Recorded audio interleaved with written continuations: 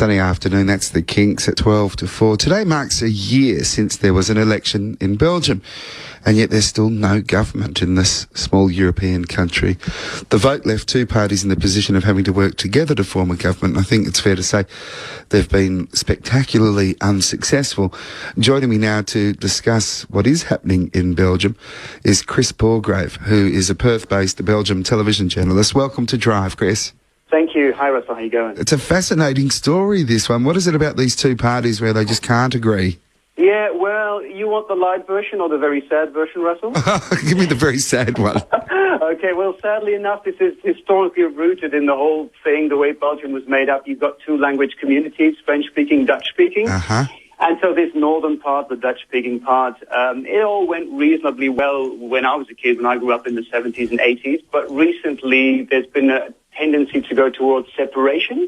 So there's a party that's very popular in the north, the Dutch-speaking north, that's gaining in popularity. And what they actually want to do is working towards splitting the country in two.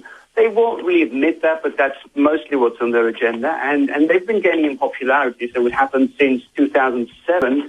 There's been this ongoing discussion about whether they would split the country in two. And, of course, the French-speaking Belgium, they don't want to split the country. They just want Belgium to be as it has been since 1830. And there's this ongoing struggle. So all politics are about this since 2007, actually. Gee, it's one issue, isn't it? I mean, I guess we've had carbon tax, Kris. Yeah. That seems to be the focus. But, I mean, there have been other significant things going on at the same time. Well, how is it that with little or no government, Belgium still continues to run fairly well? Well, that's the light and positive news. They have been kind of downscaling their federal government, and you can compare that actually to the Australian state system where you've got your federal government and you've got your state governments. They had that in place since the 80s in Belgium, so they had state governments for both the Dutch-speaking part and the French-speaking part. Even Brussels is like a mini-state on its own. It has a government, it has a parliament. So these regions, they don't work like states. They have a prime minister, they have a government and a parliament, and they've been working reasonably well, even though there's only a federal government that's like a hung parliament on the federal level. These state parliaments and these state prime ministers have been working on a local level. So the country is still surviving. People are going about their jobs and things are being done, but there's no national structure. So that's where the big gap is. And so what are the priorities of a national Belgium government, like in terms of infrastructure, or what services do they provide? Yeah, well, that's exactly it. It's infrastructure like roads, it's big decisions like the ports, it's things like airports, it's the train system is still federal. There's a national bank that takes care of where does the national tax income go. And that's part of the discussion because there is national tax that you pay to the national government. And this, let's call them the separatist party, this nationalist party, they say, well, we pay a lot of tax in the Dutch-speaking part and that money goes mainly to the French-speaking part where there is a poorer economy. So the discussion is also about tax money. But the Belgian government, the federal government, normally would take care of all that. But there is none. So there's only a current affairs government, and the prime minister, who's been in charge ever since that last year, since the government fell, he says, well, it's okay having a government of current affairs, but I'm getting tired. I'm working as a prime minister with virtually no power. So he's getting tired of it. And what about health, just out of interest? Is that a federal issue? Yes, health is still a federal issue. So discussions about building new hospitals, well, they kind of downscaled all these national authorities and they gradually gave more authorities to the state government. So there is a bit of money in those local parliaments. But yeah, health and like building new hospitals and that kind of stuff, research is a national thing. So that's all a bit stuck and there's no long-term vision. And that's the sad part.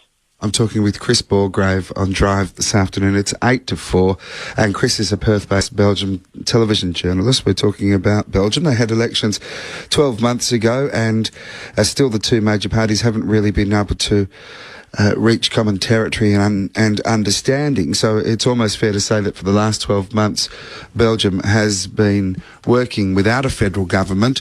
How much longer do you imagine this could go on for before things started to get very tricky? I mean, I imagine parts of the population must be very frustrated.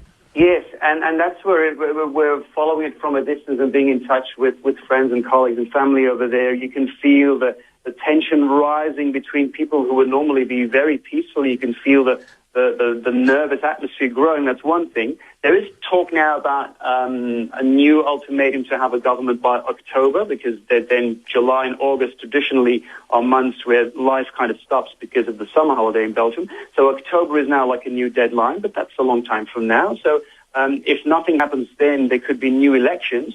The drama of that is that the situation wouldn't get better, because the Nationalist Party in the Dutch-speaking part is getting more popular, and the defensive, more labor-oriented party in the French-speaking part is getting more popular too. So the two, I wouldn't say enemies, but the opponents in this game would get stronger, and you would just have a new situation where there's no solution. Kris, is there any risk at all of this turning ugly? I often think about that and often talk about that with people, and most Belgians will say, no, that's not that's not a risk, because Belgians have a tendency to be very peaceful. Well, they are very peaceful, and there's no tradition of using violence and that kind of stuff. Although in daily life, the verbal aggression rises a little bit. I'm personally not afraid that this could turn ugly in daily life. There's no physical threat of any kind. And then there's a lot of places where people get along fine, in border regions where on one side of the street there's people who speak French and the other side who speak Dutch. There's a lot of mixed couples. There's a lot of places where life just goes on, and things are fun in Belgium, but the structure and the government isn't working. So I think it's turning very ugly on a level of not managing your country properly. That's really getting very ugly, but not in a sense like things that we've seen in ex-Yugoslavia or that kind of stuff. Kris Borgraeve, it's been fascinating to chat to you. Thank you so much for explaining what's going on. You're welcome, Russell. Perth-based Belgium TV journalist Kris Borgraeve on Drive. And, well, it's a year today since there was an election in Belgium. It's quite an incredible story, isn't it?